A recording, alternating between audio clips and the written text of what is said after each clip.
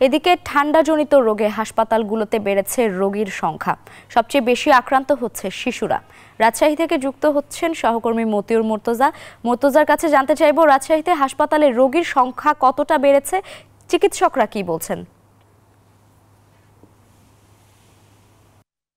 Laiba, Rajshahi medical college হাসপাতালে ঠান্ডাজনিত রোগীর সংখ্যা বেড়েছে। বিশেষ করে শিশু এবং যে মেডিসিন ওয়ার্ড রয়েছে সেই দুইটি ওয়ার্ডে প্রচুর চাপ রয়েছে। আমরা শিশু ওয়ার্ডে গিয়েছি, সেখানে দেখেছি যে 40 বেডের শিশু ওয়ার্ডে প্রায় 150 জনের মতো রোগী ভর্তি থাকছে। ফলে কিন্তু বেডে জায়গা হচ্ছে না, হাসপাতালের বারান্দা এবং মেঝেতে কিন্তু চিকিৎসা নিতে বাধ্য হচ্ছেন স্বজনরা।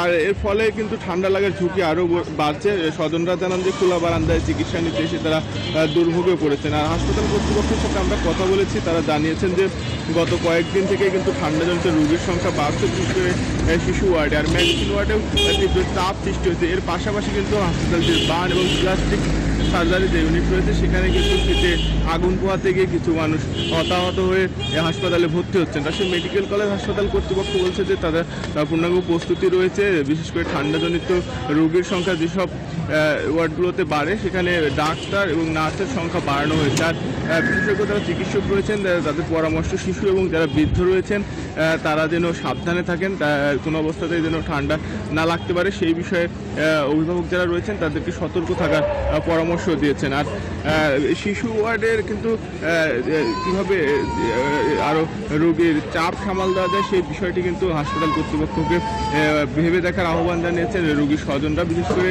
যে শিশুরা হাসপাতালে এসে আবার মেঝে এবং খোলা বারান্দায় চিকিৎসা নিতে হচ্ছে, ফলে কিন্তু তাদের ঝুঁকি আরও বাড়ছে। সেক্ষেত্রে হাসপাতালে বেড সংখ্যা বাড়ানোর দাবি কিন্তু জানিয়েছেন স্বজনরা। এই ছিল রাজশাহী থেকে সর্বশেষ লাইভা। মুর্তজা, ধন্যবাদ আপনাকে।